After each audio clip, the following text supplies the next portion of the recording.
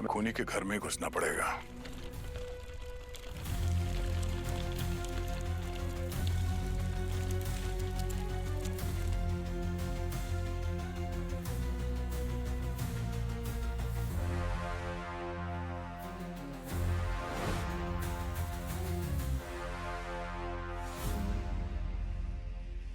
मुझे इन्हें यहाँ एडमिट करवाना है। नहीं बेटा देखो, मुझे यहाँ वृद्धाश्रम में नहीं रहना है।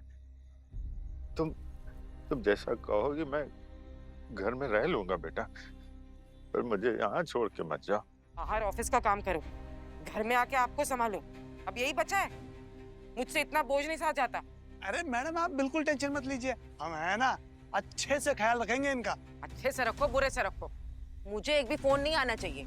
नहीं आएगा, बिल्कुल नहीं आएगा। बेटा बेटा देखा बेटा, अब बाप ही बच्चों पे बोझ बन गया है। अरे अंकल इतना चिंता क्यों करते हो, हम लोग हैं ना आपका ख्याल रखने के लिए। आराम से यहाँ मस्ती में रहने का, ठीक है? चलिए आपको आपका रूम दिखाता हूँ।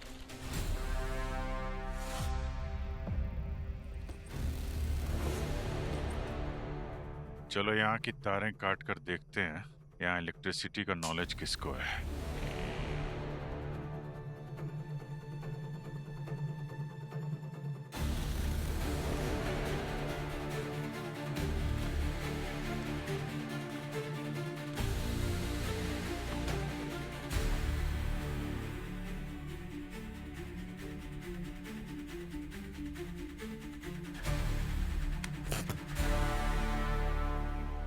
अरे लकी, अरे लाइट कैसे चली गई?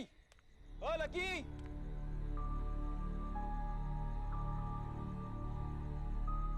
जी साहब, अभी देखता हूँ साहब।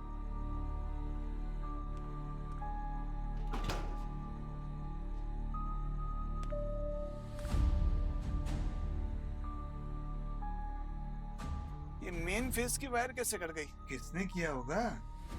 चलो ठीक कर देता हूँ।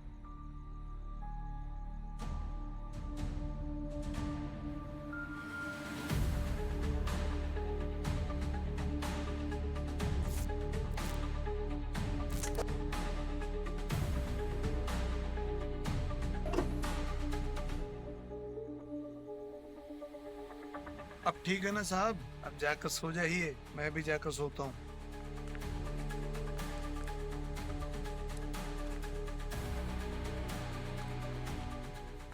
अभिजीत कह रही जो लकी है ना, इसको इलेक्ट्रिसिटी का सारा काम आता है। कहीं यही तो नहीं है, पकड़ लेते हैं इसे। नहीं अभी थोड़ा वेट करो, मैं कुछ करता हूँ। हम लोग यहीं पर है, कुछ है तो बताना, ठीक है?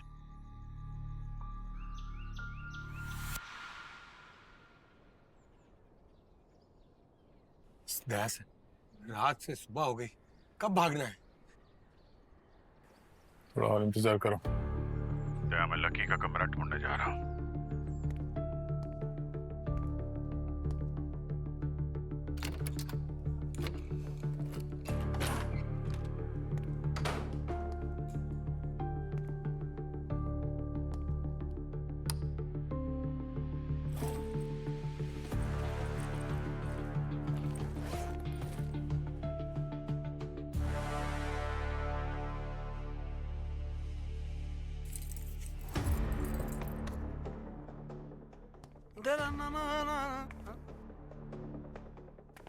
ये दरवाजा कैसे खुला हुआ है? आप यहाँ क्या कर रहे हो? और आप चल सकते हो? चल भी सकता हूँ और चलवा भी सकता हूँ। मतलब?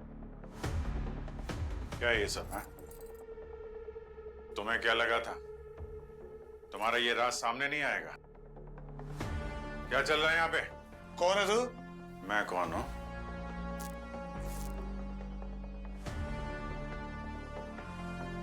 सीआईडी।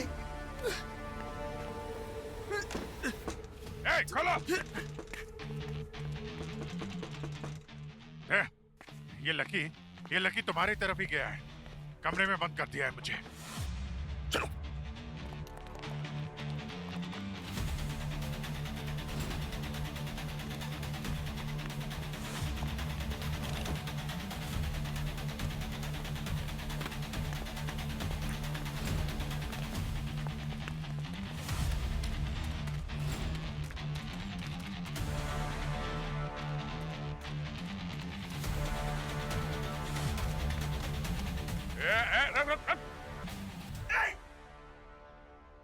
गोली चला तुम्हारा सर फोड़ दूंगा। हाँ।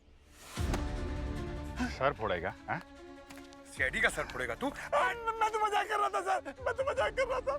बहुत मजाक करता है तू। हाँ?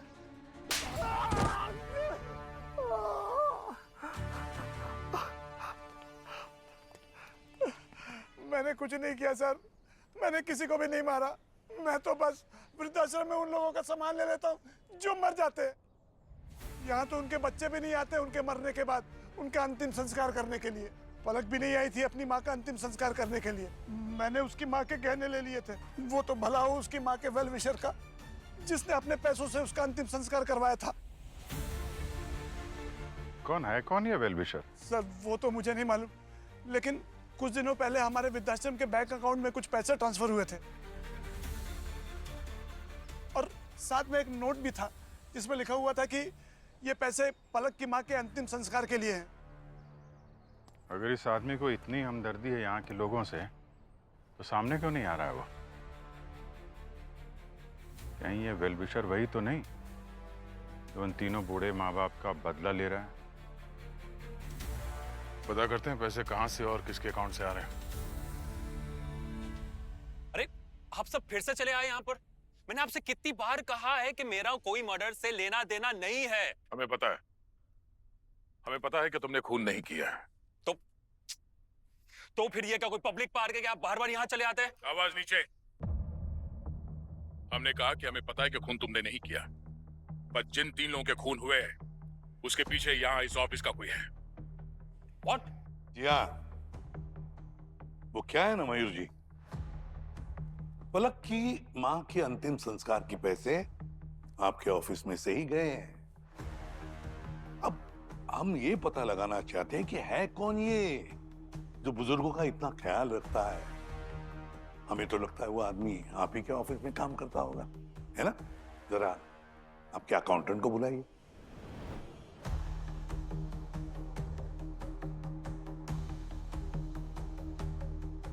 जी सर, मुझसे कहा गया था कि पिछले महीने की तनख्वाह उसकी सैलरी अकाउंट में ना डालकर इस अकाउंट नंबर में ट्रांसफर की जाए, सो मैंने कर दिया।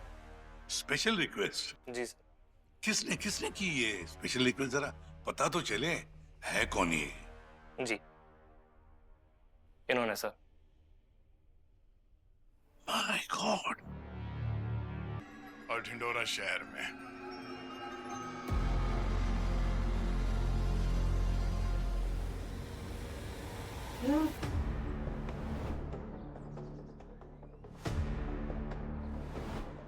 मयूर का ऑफिस था।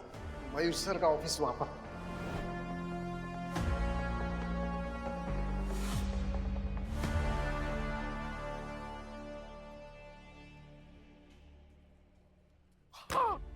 मैंने मार दिया उन सबको। उन जैसे लोगों को मर जाना चाहिए था उनको। मैं छोटा सा इलेक्ट्रिशियन था सर। जिंदगी भर मेहनत की मेरे बेटे को अच्छे कॉलेज में अच्छे स्कूल में पढ़ा सकूं, उसके वो सारे सपने पूरे कर सकूं जो मेरे कभी नहीं हुए। साहब, मैंने सोचा था कि मेरा बेटा मुझ पर एक दिन नाज करेगा, अरे लेकिन हुआ क्या? जैसे ही वो पायलट बन गया, उसके पैरों को तो पंख लग गए साहब, उड़ने लगा वो। अब माँ बाप उसे बोझ लगने लगे, बोझ। और एक दिन वो छोड़ आया हमें वृद्धाश्रम में। बेटा, हम तुम्हारे लिए बहुत खुश हैं। तुम हमारी चिंता मत करना, हाँ? हम यहाँ पर बड़े अच्छे से रह लेंगे और तुम हमें कभी कभी मिलने तो आ जाया करेगा ना? हाँ, मैं आ जाऊंगा। आप लोग अपना ख्याल रखिएगा। ठीक है, मैं चलता हूँ। आरव, तेरे लिए इतना आसान है हमें इस तरह यहाँ छोड़कर चले जाना? अरे हमने तेरे लिए क्या नहीं किया?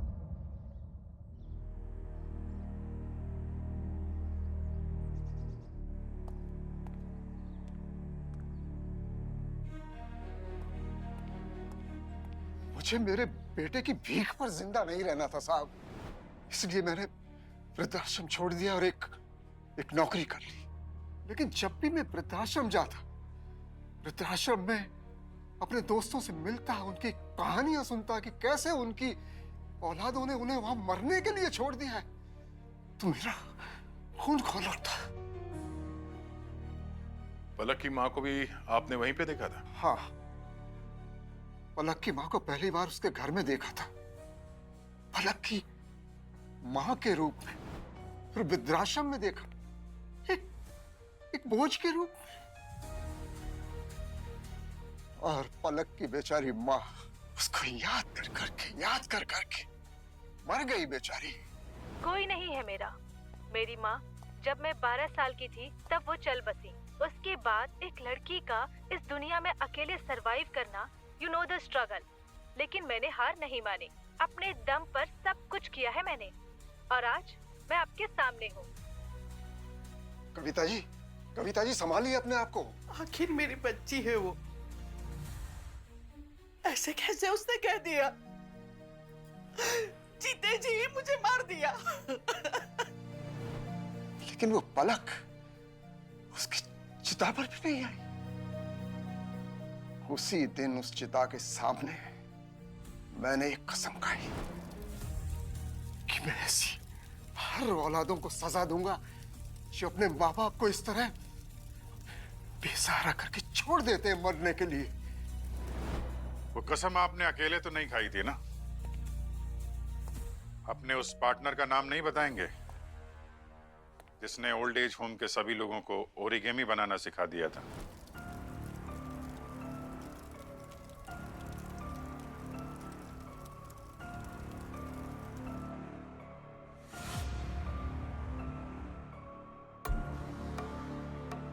साहब, श्रीकांत से भी मेरी तरह बूढ़े माँ बाप का दुख देखा नहीं गया। वो भी मेरे मकसद में मेरे साथ शामिल हो गए। अरे क्यों परेशान कर रहे हैं आप इन्हें यहाँ पे? इनकी लाइफ में क्या पहले से कम तकलीफें हैं जो आप और बढ़ाने आ गए? चलिए जाइए यहाँ से। मैं आप लोगों का दुख समझ सकता हूं। अफसोस की बात है कि अभी भी समाज में कुछ ऐसे लोग हैं जो अपने पैरों पे खड़े होने के बाद भूल जाते हैं कि उन्हें सबसे पहले पैरों पे चलना किसने सिखाया था। उनके माँ बाप। अरविंद जी, आपके बेटे ने जो आपके साथ किया बहुत गलत किया। किसी भी माँ बाप के साथ उनके बच्चों को ऐसा नहीं करना चाहिए। मगर अपने बच्चों को सबक सिखाने के लिए उनकी जान ले ली, ये भी बहुत गलत बात है। कानूनन जुर्म है, सजा तो आपको होगी।